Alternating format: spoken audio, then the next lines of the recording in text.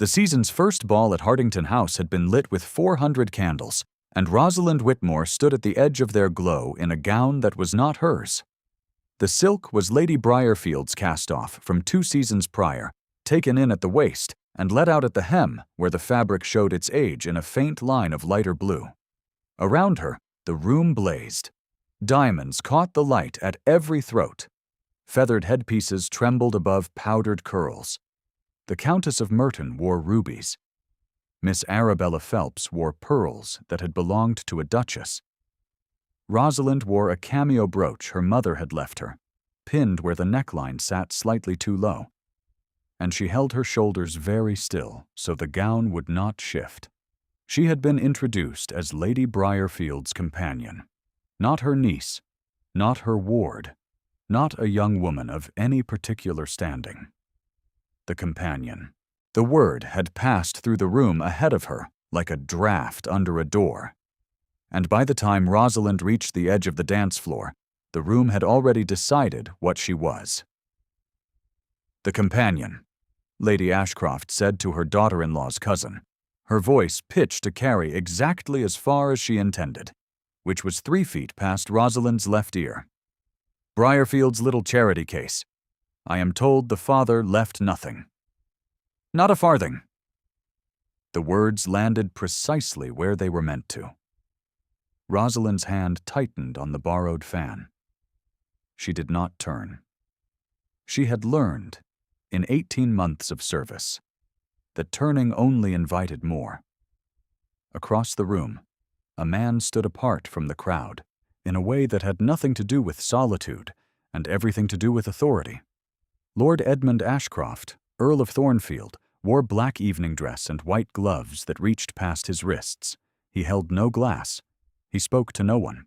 His jaw was set in a line that might have been carved from the same stone as the mantelpiece behind him, and his eyes, the color of winter smoke, moved across the room with the deliberate patience of a man cataloging everything he saw and finding none of it sufficient.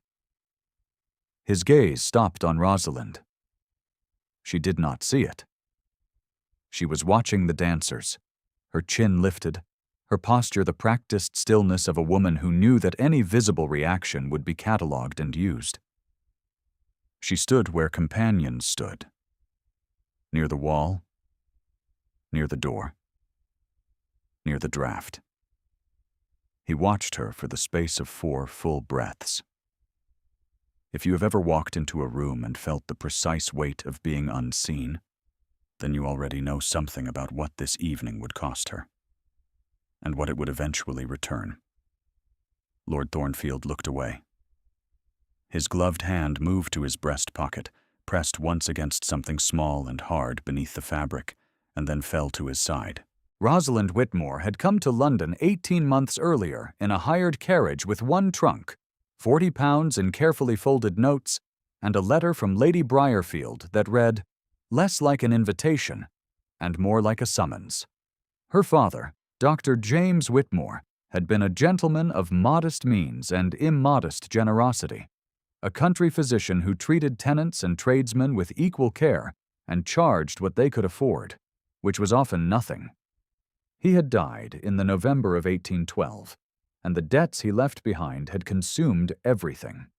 The house in Wiltshire, the library he had built over 30 years, the small garden where Rosalind had learned the names of every plant her mother had once tended. £2,000, that was the sum that had unmade her life. Not a fortune by London's measure, barely a season's wardrobe for a woman like Miss Phelps, and yet it had been enough to strip Rosalind of her home, her standing, and the quiet autonomy of a gentleman's daughter who could walk into a room and be received on her own name. Lady Briarfield was her mother's elder sister, a woman of considerable means and very particular standards. She had taken Rosalind in not from affection, which she regarded as an impractical emotion, but from a sense of propriety. A niece sleeping in a rented room above a milliner's shop in Bath was an embarrassment. A niece installed as a companion, fed and clothed and usefully employed, was a credit. The distinction mattered to Lady Briarfield enormously, Rosalind's days were structured around her aunt's needs.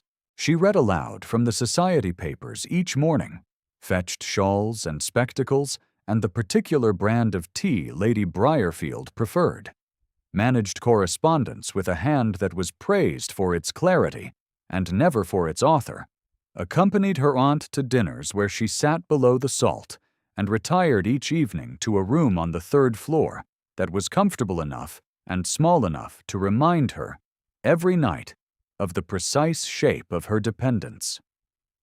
She did not complain. She did not sulk.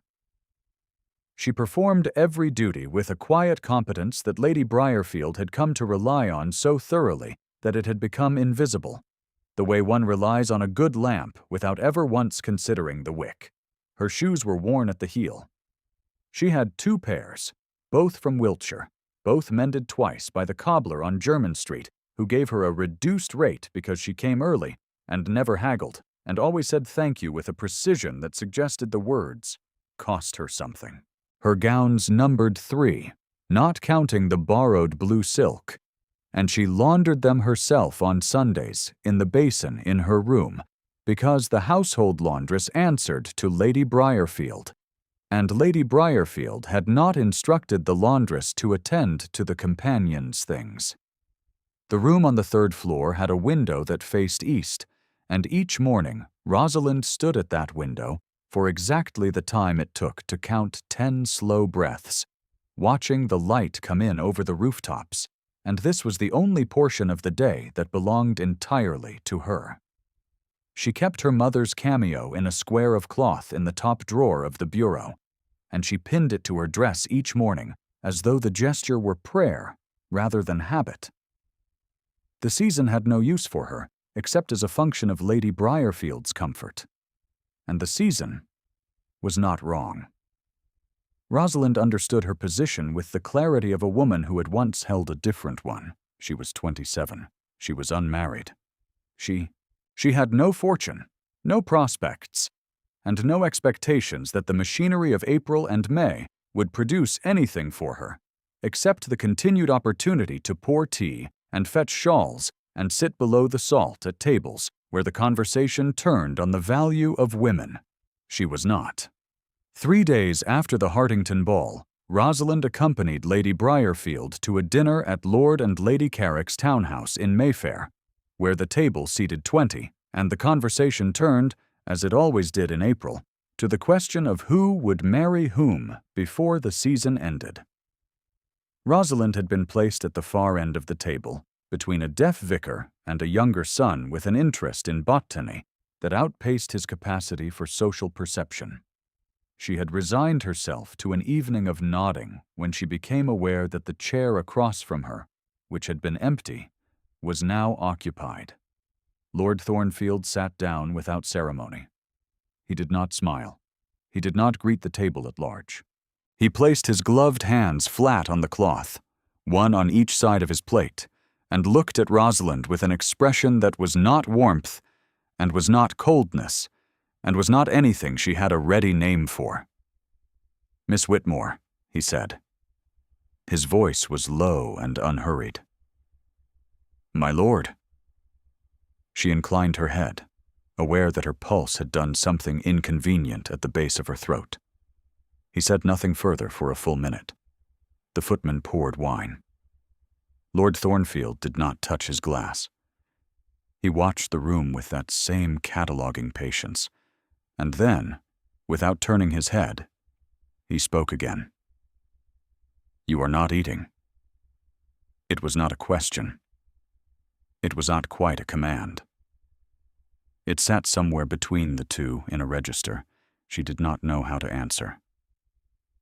"I am not particularly hungry, my lord." "Eat," he said.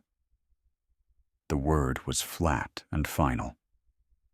He lifted his own glass, still watching the room, and the candlelight caught the white leather of his glove where it stretched across the back of his hand. Rosalind ate. She did not know why.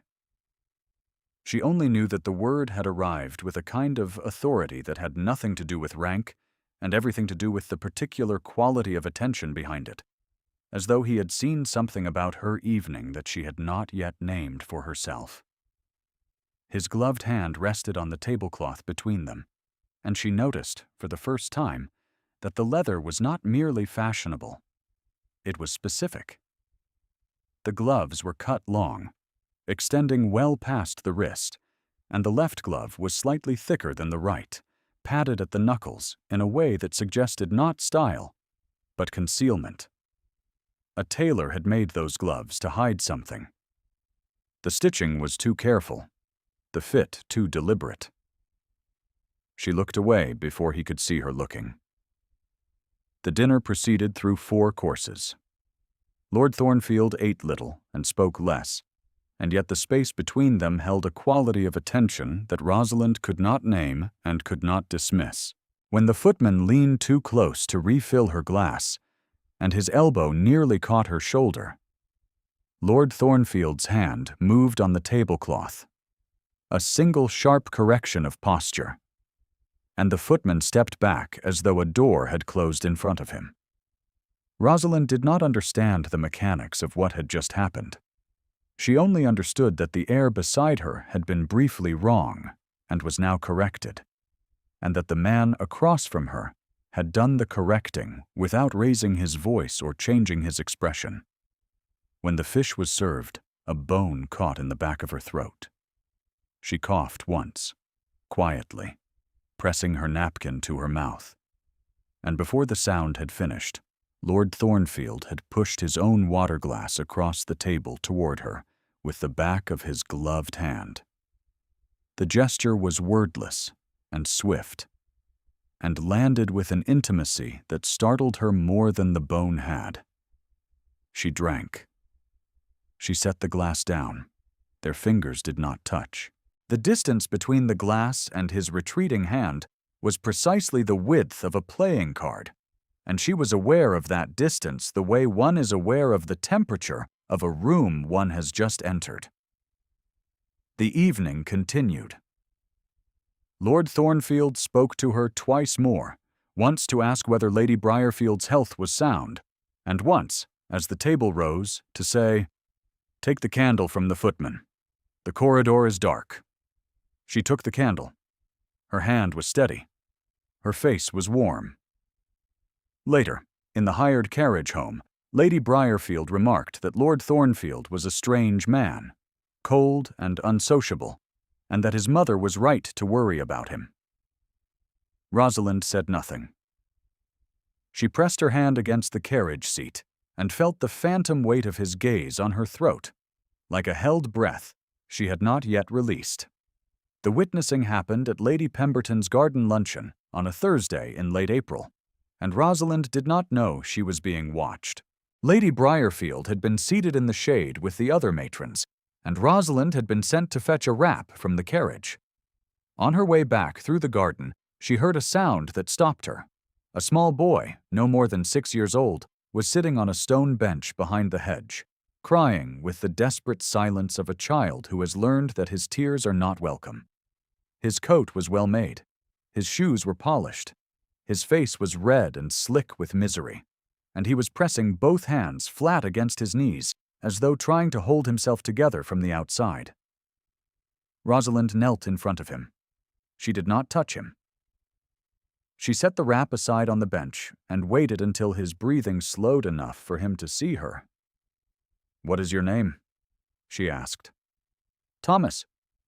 His voice was waterlogged and thin. "Thomas, my name is Rosalind. Can you tell me what has happened?"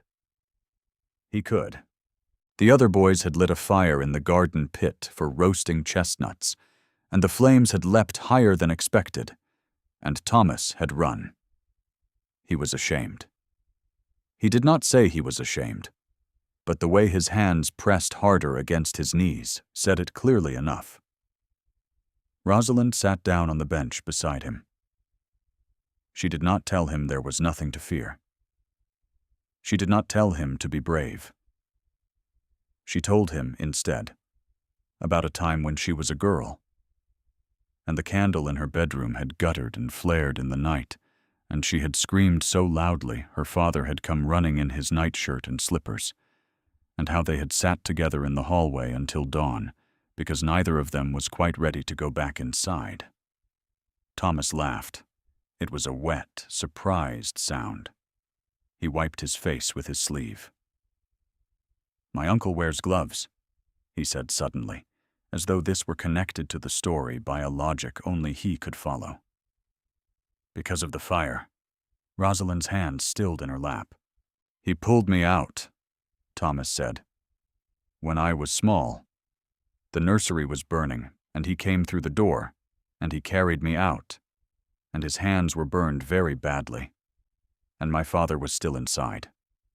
Thomas said this last part quickly, the way one says a thing that must be said before courage fails. "My father did not come out." Rosalind did not speak for a moment. She placed her hand very gently on the bench beside his, not touching, close enough that he could reach if he chose. "Your uncle must love you very much," she said. "He does not say so." "No," Rosalind said. "I imagine he would not." Behind the hedge, standing in the shadow of the yew tree, with one gloved hand pressed flat against his breast pocket, Lord Thornfield had heard every word. He stepped back before she could see him. His face had not changed. His hand had not moved from his pocket. Only his breathing was different, slower and more careful, the way a man breathes when he is holding something that might break if he is not precise. That same afternoon, Mrs. Latimer, wife of a prominent barrister, remarked to the table at large that it was very good of Lady Briarfield to bring her companion along to these events.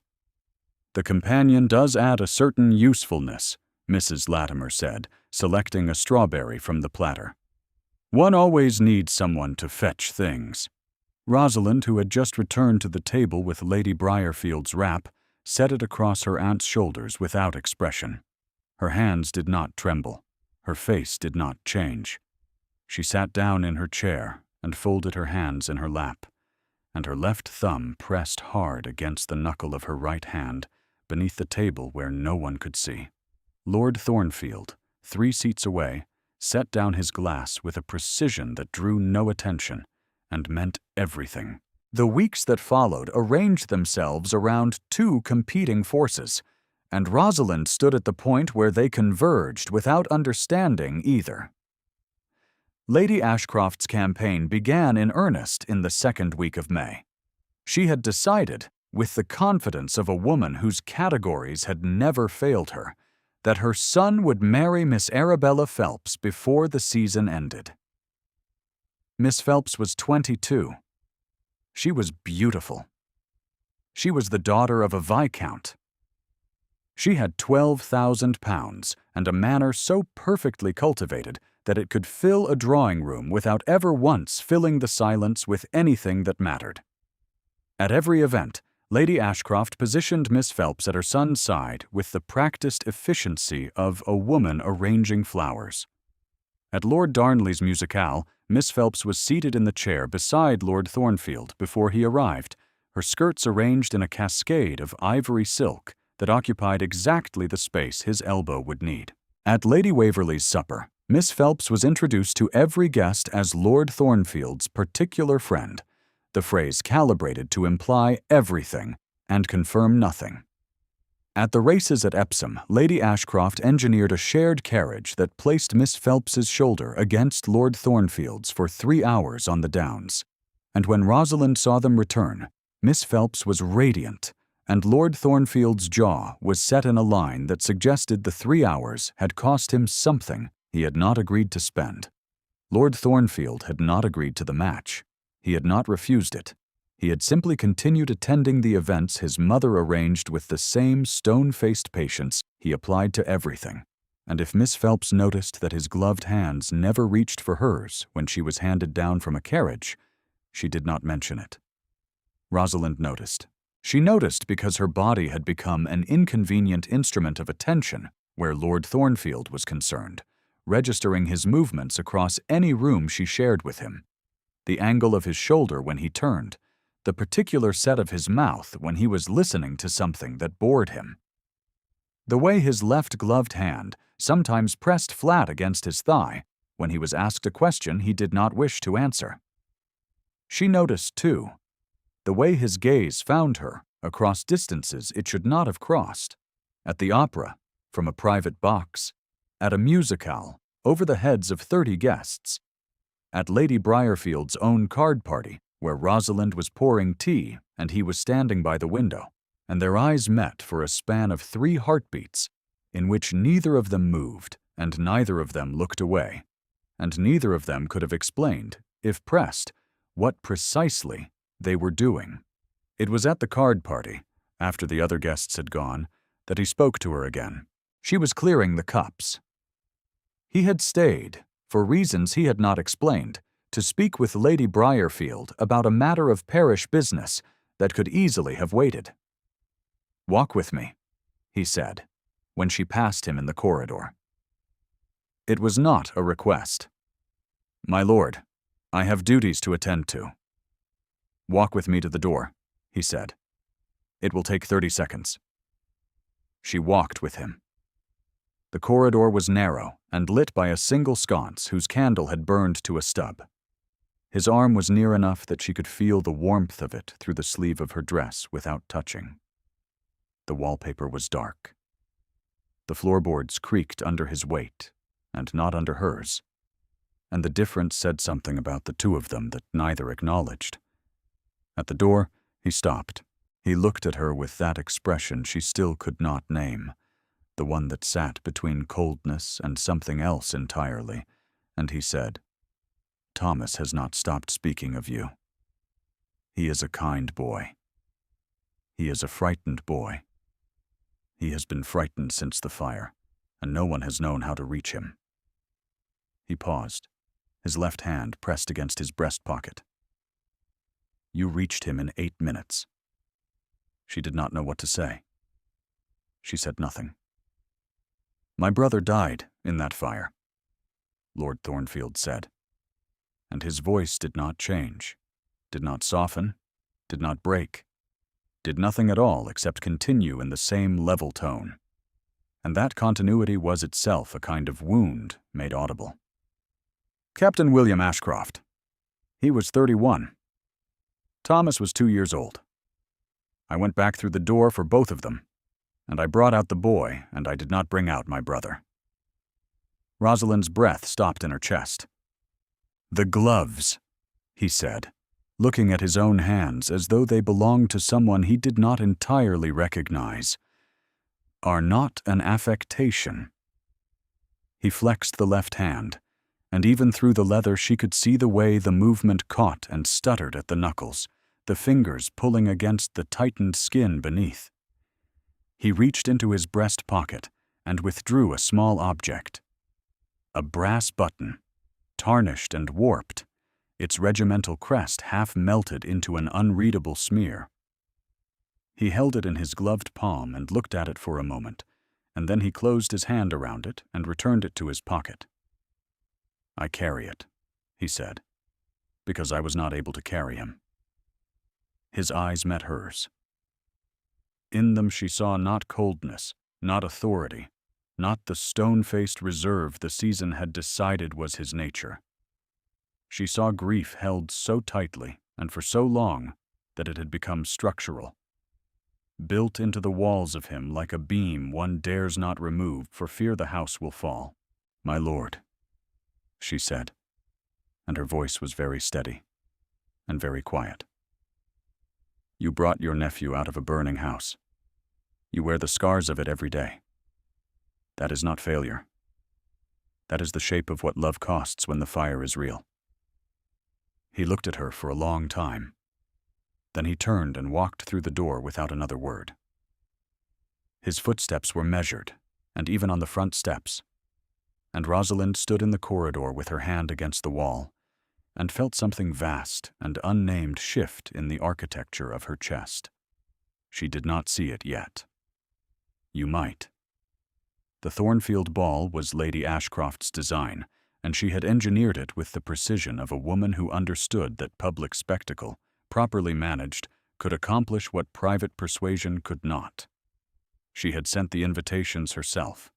She had chosen the menu. She had arranged the flowers the musicians, the seating, and the moment, carefully timed between the second and third dances, when she would announce her son's engagement to Miss Arabella Phelps.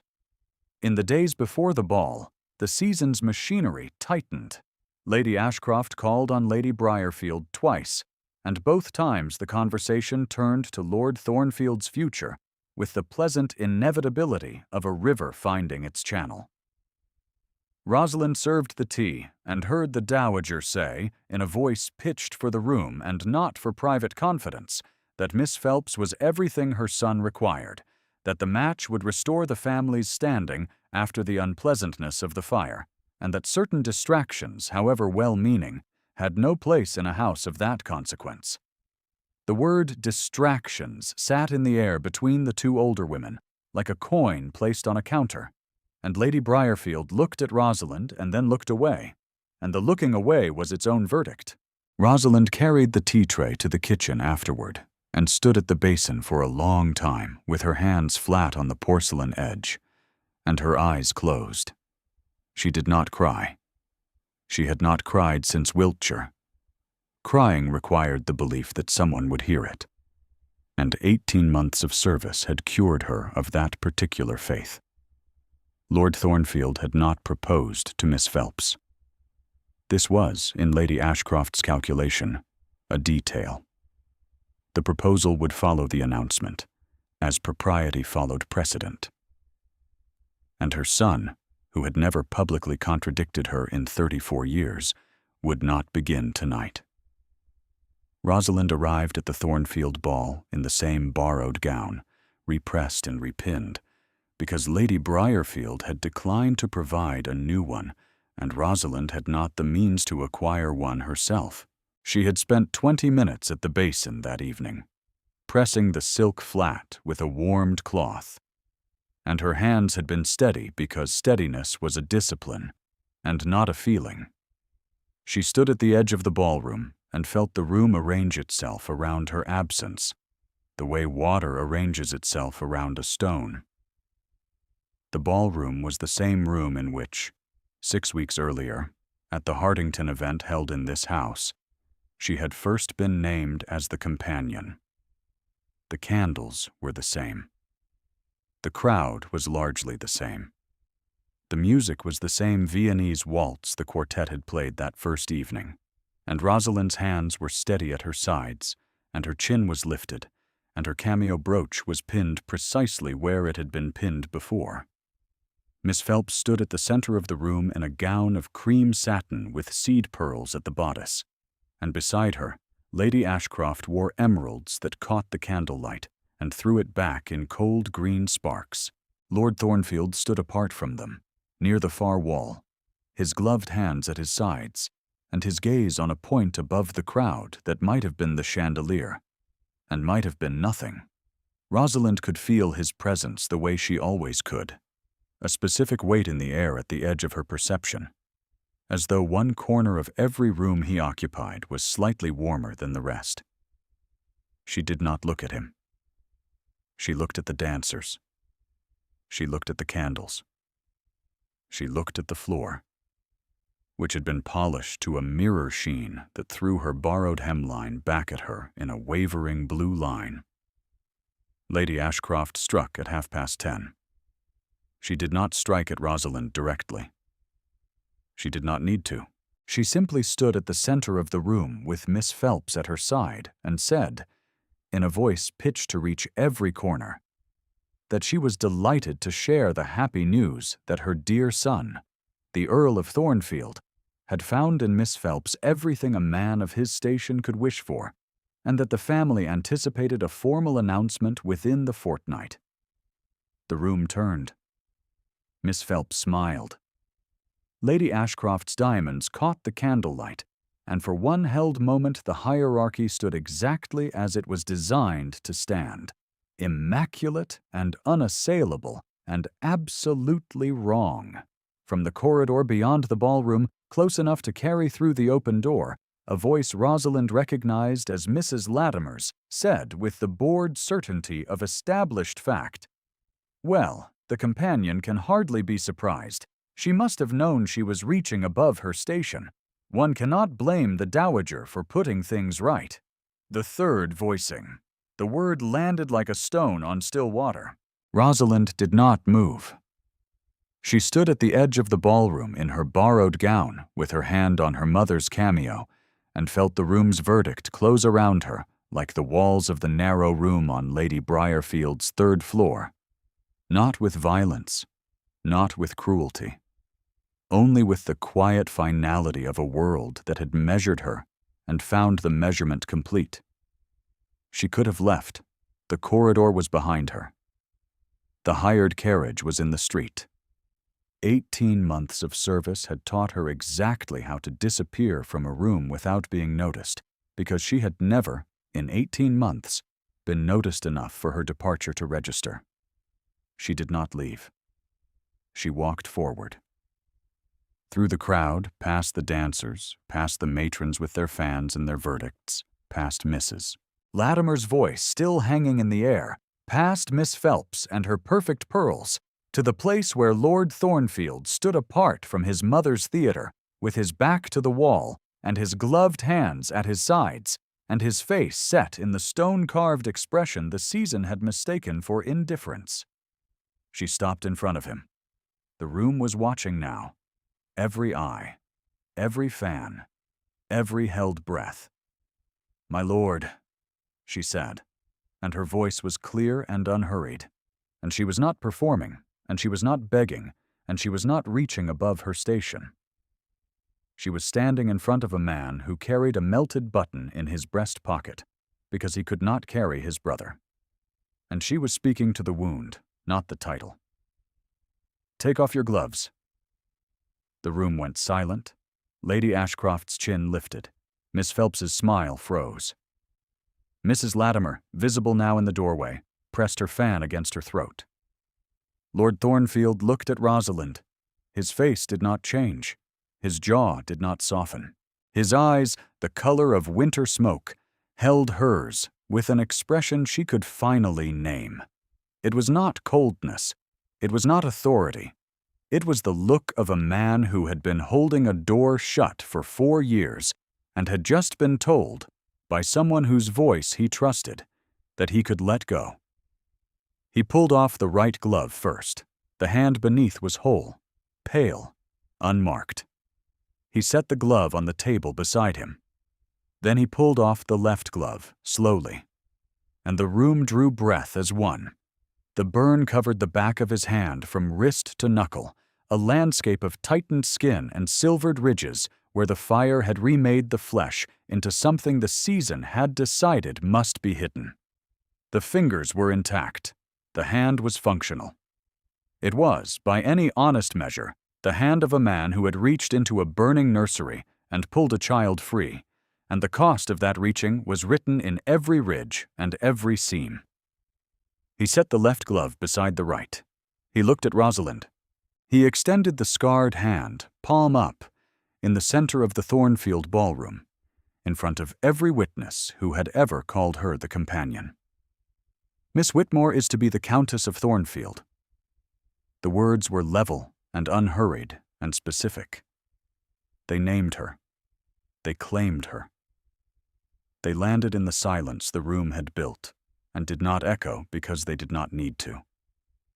Lady Ashcroft's mouth opened, closed.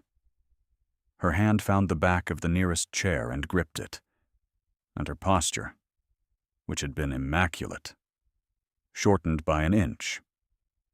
She did not speak. She had spent 34 years reading rooms, and this room had just rewritten itself in a single sentence she had not authored. Miss Phelps stepped back. Her face did not crumble. Her composure held. She looked at Lord Thornfield, and then at Rosalind.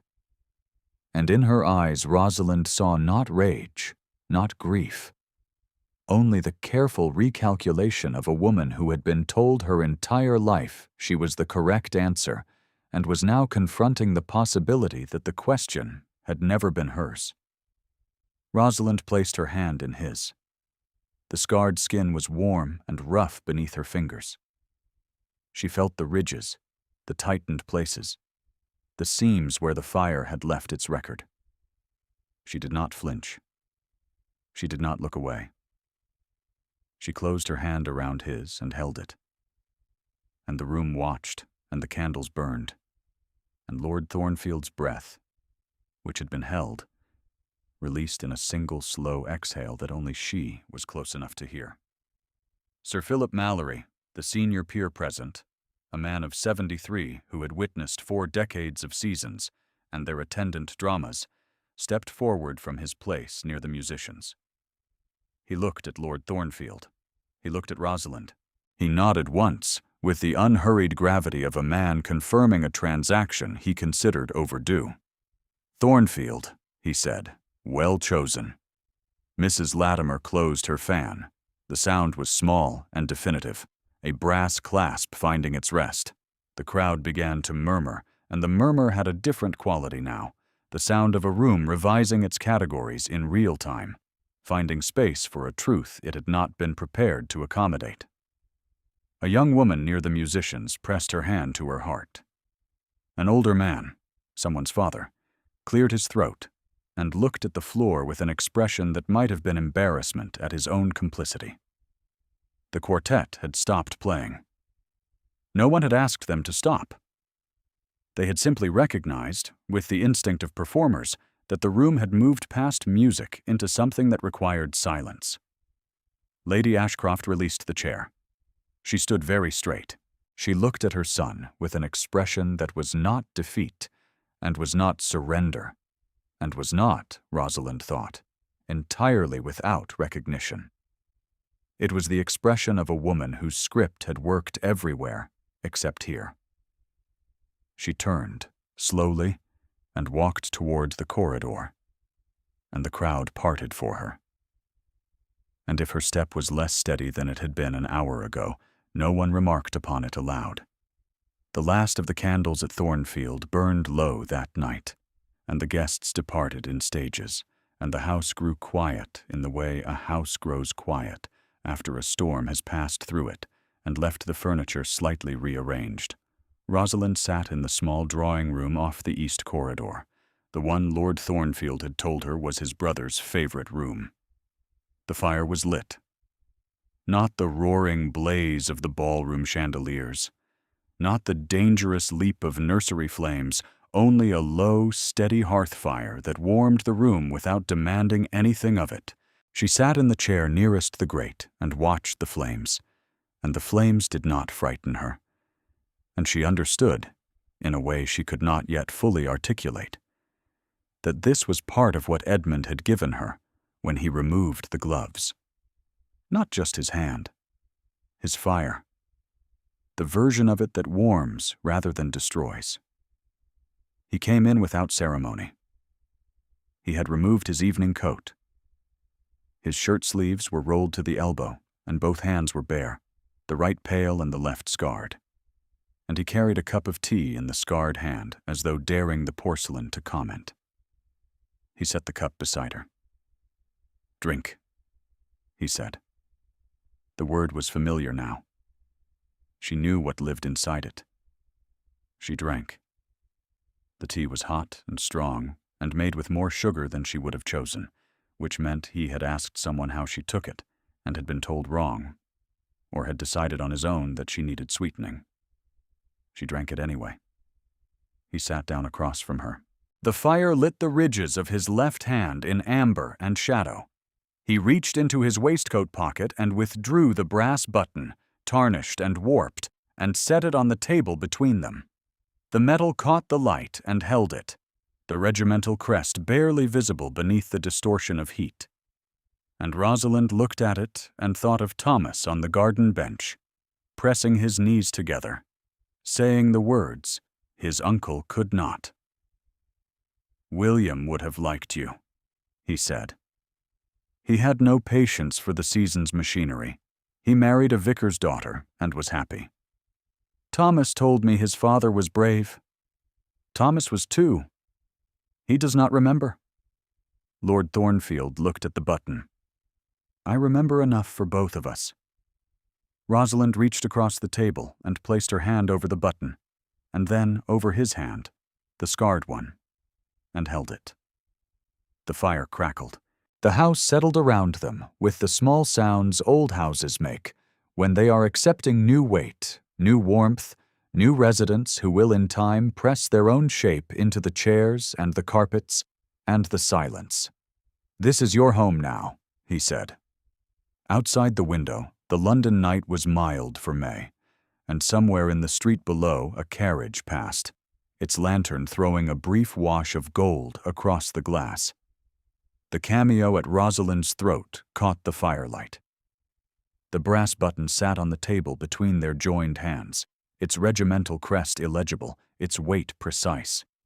Edmund's scarred fingers closed around hers, and the fire in the grate burned low and steady, asking nothing, taking nothing, giving only warmth. "Thank you for staying until the end.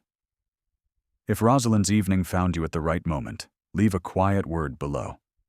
She would be glad to know she was not the only one who needed to be seen."